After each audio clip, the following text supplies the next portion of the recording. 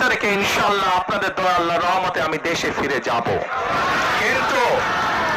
কিন্তু এখানে উপস্থিত, এই ঘরে উপস্থিত প্রত্যেকটি মানুষের কাছে আমার অনুরোধ, দয়া করে কেউ আপনারা এয়ারপোর্টে সেদিন যাবেন না। দয়া করে কেউ আপনারা এয়ারপোর্টে যাবেন না আপনারা, কারণ এয়ারপোর্টে গেলে একটি হট্টগোল তৈরি হবে এবং মানুষ জানবে যে এরা সব বাংলাদেশি এবং দেশের সুনাম নষ্ট হবে, দলের সুনাম নষ্ট হবে।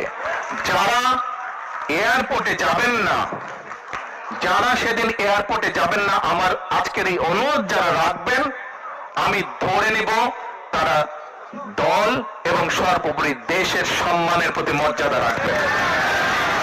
আর আমার মানা করা সত্ত্বেও, আমার অনুরোধ করার পরেও যারা যাবেন, আমি ধরে নিতে বাধ্য হব